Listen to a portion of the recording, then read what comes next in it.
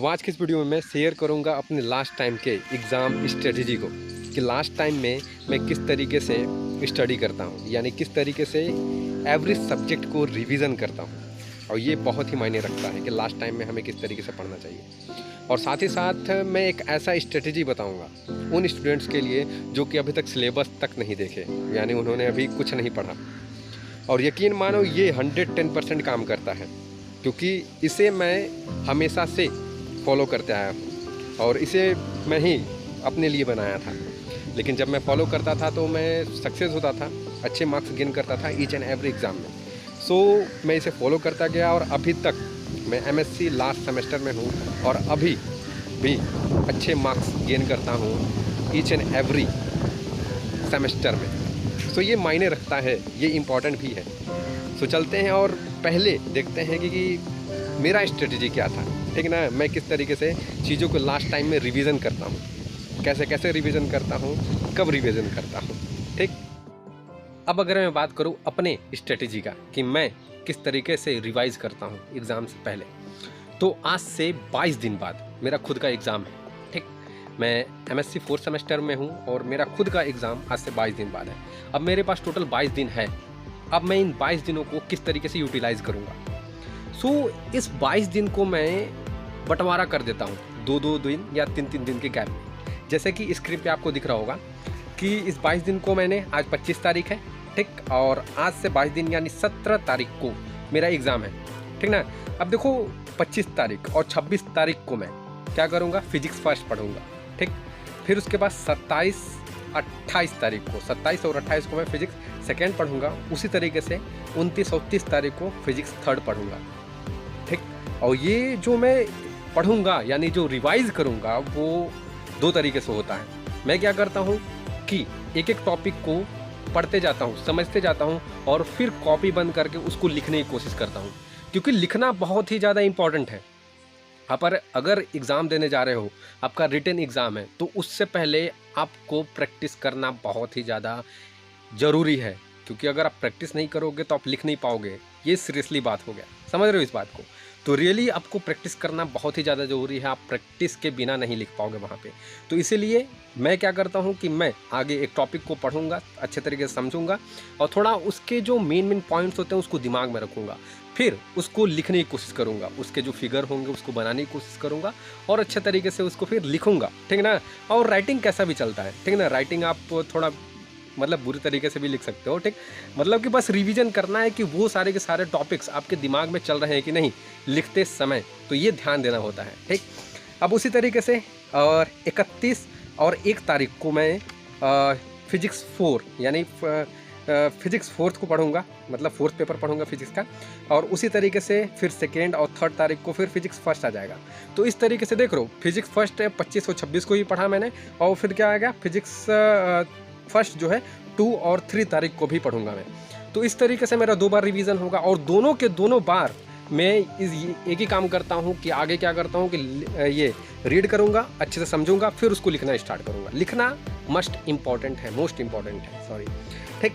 अब उसी तरीके से फिर 4 तारीख और 5 तारीख को, ठीक ना, 4 और 5 तारीख को हम क्या करेंगे, फिजिक्स सेकेंड पढ़ेंगे। फिर उसी के तरीके से 6 और 7 तारीख को हम क्या करेंगे, फिजिक्स थर्ड पेपर पढ़ेंगे। और उसी तरीके से 8 और 9 तारीख को फिजिक्स 4th, और उसी तरीके से 8th और 11th को हम क्या करेंगे, फिजिक्स थर्ड पढ़ेंगे।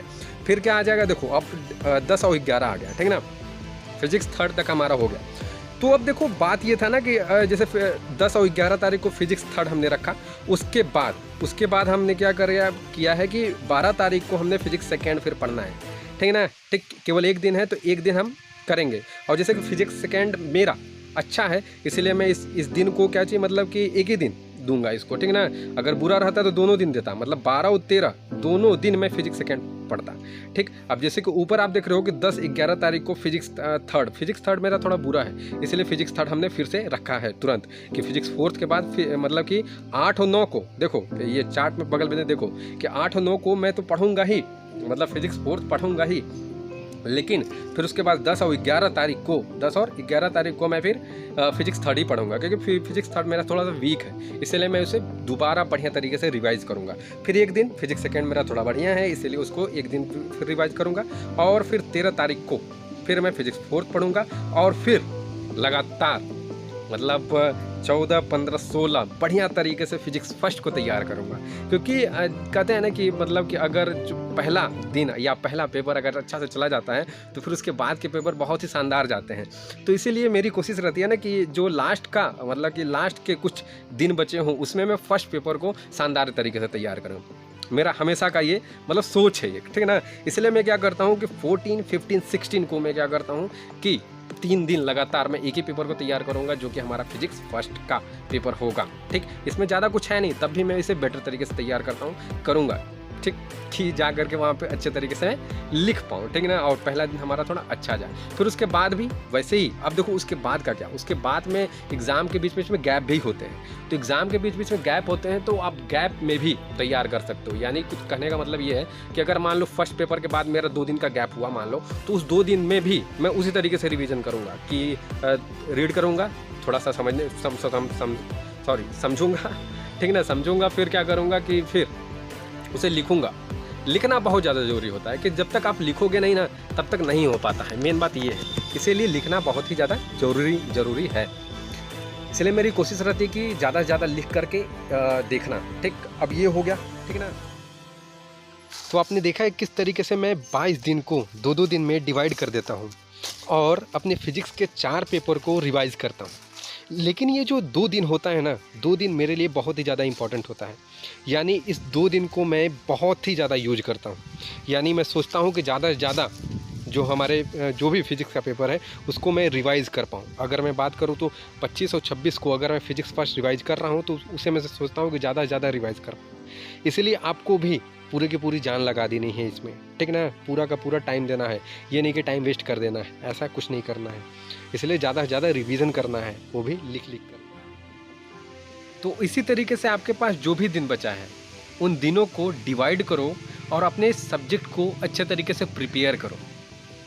ठीक, अब हम उन स्टूडेंट्स के एग्ज़ाम स्ट्रेटजी के बारे में बात करते हैं जिन्होंने सिलेबस ही नहीं देखा है, यानी उन्होंने कुछ भी नहीं पढ़ा अभी तक।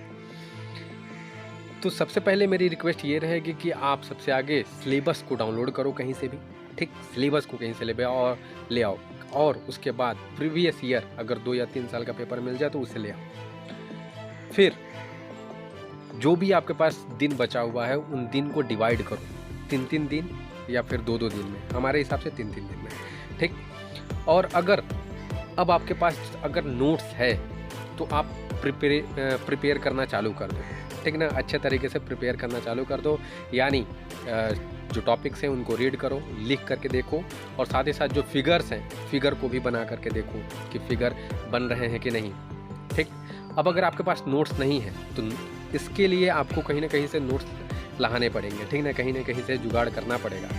और अगर जुगाड़ नहीं हो पा रहा है तो आपके पास मोबाइल है, मोबाइल पे सर्च करो टॉपिक को, उस टॉपिक से रिलेटेड बहुत सारे आपको पीडीएफ मिल जाएंगे, बहुत सारे पेजेज भी मिल जाएंगे। पीडीएफ मिल जाएंगे तो उसे प्रिंट करा लाओ। ठीक, और अगर पेज है तो उस पेज पे कुछ ना कुछ लिखा रहता है, मतलब इंटरनेट वाले पेज पे, पीडीएफ में नहीं रहेगा। ठीक है ना, नॉर्मल ऐसा ही पेज ओपन होगा तो उस पेज पर उस टॉपिक के बारे में पूरा का पूरा लिखा रहता है। उसका जो पिक्चर भी बना रहता है, उस टॉपिक से रिलेटेड डेरिवेशन भी रहता है। तो उसको आप कॉपी में लिखो और कॉपी में लिखने के बाद तैयार करो, क्योंकि ये बहुत ही ज़्यादा इम्पॉर्टेंट है। ठीक, तो इस तरीके से आप तैयार कर सकते हो।